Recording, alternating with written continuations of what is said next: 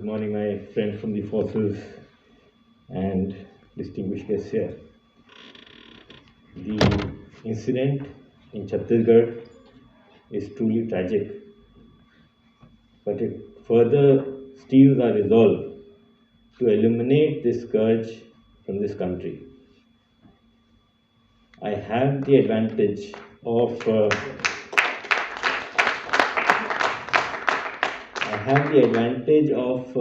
some data with me because I want to put things in perspective. In 2010, the number of deaths due to LWE violence was 1005. 1005. Last year, the number of deaths was 183. We are winning and we will win.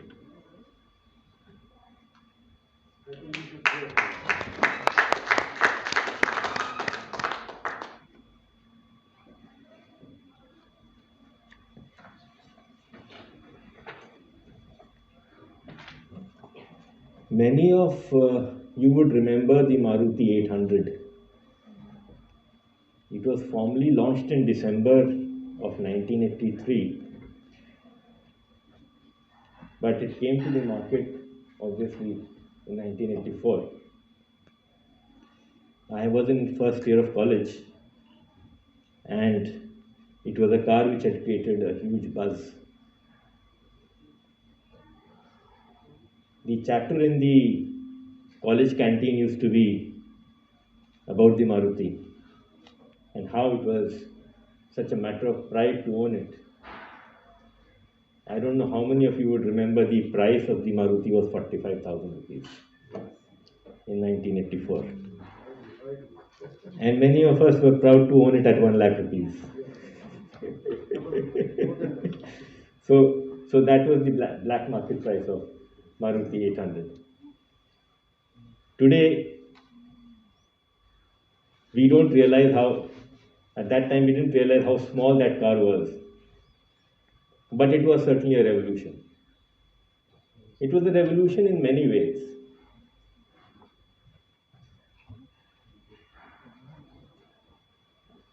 We started going out for dinner because there was a car at home. We started going to Chandigarh, to Jaipur, outstation trips. The entire highway tourism of Haryana was actually driven by Maruti. It encouraged domestic tourism. Again, a huge number of ancillary industries came up. Some of them became internationally important, like Bharat Forge, Sona Steering. They today supply spare parts to Germany, the US, automobile makers there. Because of Maruti, you also had a service sector which came up, not only the manufacturing sector, because you had service centers, you had genuine spare parts dealers. We didn't even know what is genuine spare parts at that time. They were all spurious. Then an organized retail in second-hand cars came up. But I think the most important impact of that car was that there was a recognition of a latent market for automobiles. Not that we didn't have cars earlier. We had the Ambassador, we had the Fiat. Some of us who are as old as I am would remember the Standard 10. So there was an automobile sector. But this huge market, nobody had thought it existed. It is the strength of this market that this government recognizes. This government recognizes that India's strength lies in its vast domestic market. Last year, the government said that all the financial data of Indians shall have to be stored in India itself. The pink press was aghast. The companies said that it will ruin our financial markets. The system would collapse. On the appointed day in January, all foreign players quietly shifted to storing financial data of Indians in servers located in India. That is the power of our market. 2 years back, in August,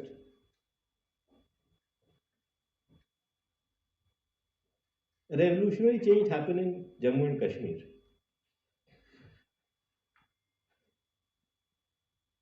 Malaysia ran a campaign against us. At that time,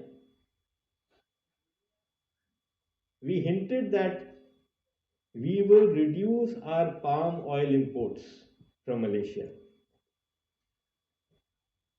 We are the largest buyer of palm oil in the world from Malaysia. Within a matter of weeks, Malaysia had watered down its position. It is the strength of this market which the government of India now presents to the domestic manufacturers of this country, to the millions of MSMEs of this country. It is for the MSMEs to take this opportunity.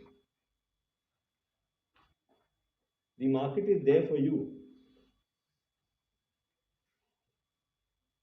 The Honorable Prime Minister has launched a mission, the Atmanirbhar Bharat mission. Very clearly, any procurement below 200 crores shall only be done from domestic manufacturers. We are ensuring that our domestic players get a level playing field. I will give you the example of CCTV cameras. The market size is about 5,000 to 6,000 crores. The market is dominated by Chinese players. When we procure CCTVs, and we are one of the largest buyers of CCTVs, security forces, some tenders have absurd qualifications, requirements. Your name should be in the IHS report. It's an international magazine. Or that you should get a certification from this X lab located in Seattle.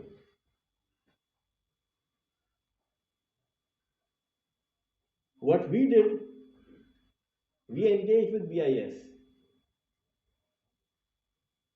and we said that we will formulate Indian standards for CCTVs. Rather than just issuing a diktat, we formulated standards. Technical standards, performance standards.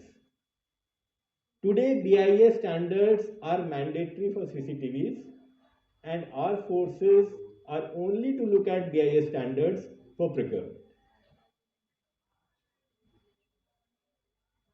Again, radio communication equipment.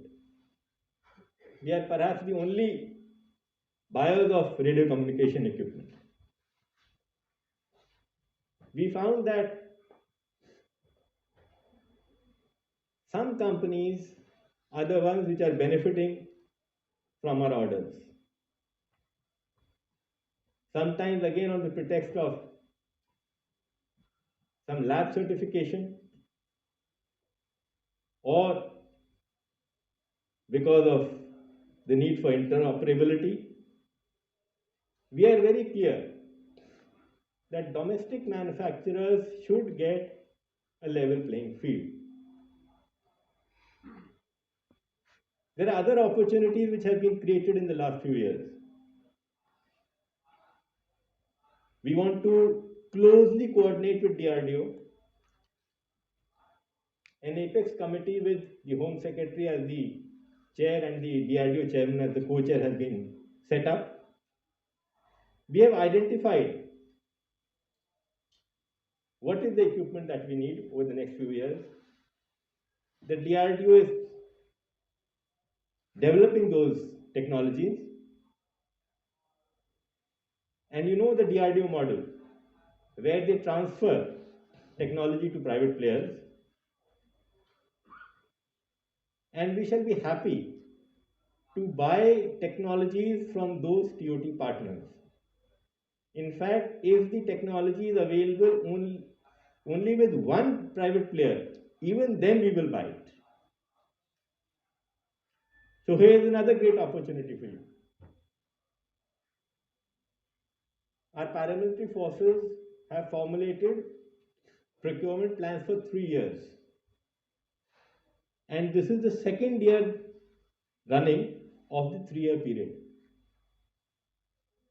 One of the biggest grouses of the industry is that we don't even know what we want. We don't know the numbers. How do we develop a product? What is the capacity that I should put up? Our procurement plans are available in the public domain on our website. There's total transparency.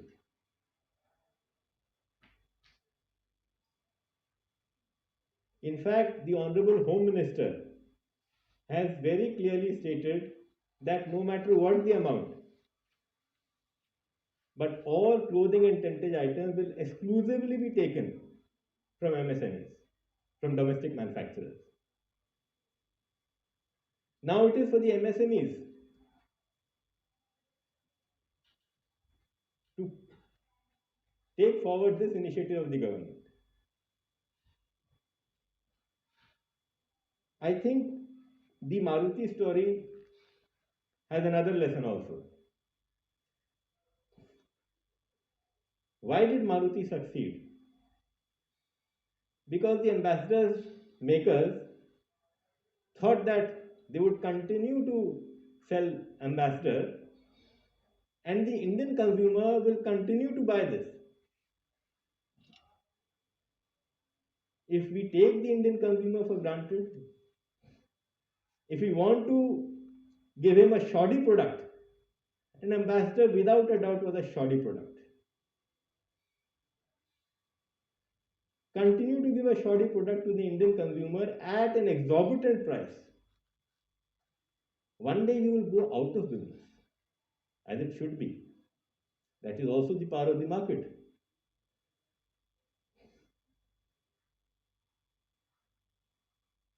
So it is important for MSMEs to upgrade their technology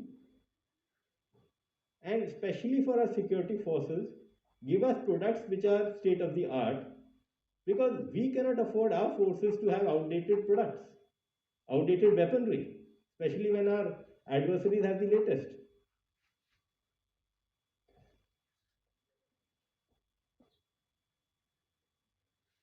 I had a friend in college whose father was in the silicon manufacturing business, all kinds of products. So silicon paste, silicon wax. So I asked him one day, how do you deal with competition? How do you deal with competitive forces? What if another company lowers its price? Oh, we also lower our price. Fair enough, what happens to your profits? Well, we also reduce our quality. I'm sure that was a mantra of 30 years back, not today.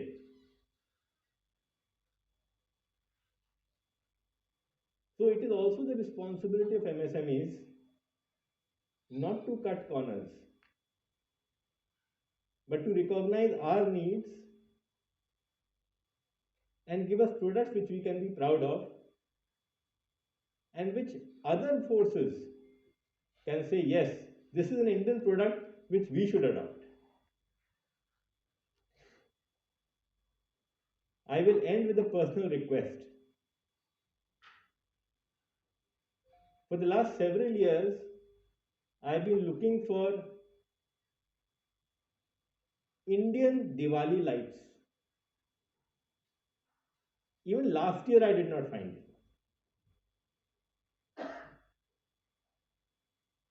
Why doesn't an Indian manufacturer have the courage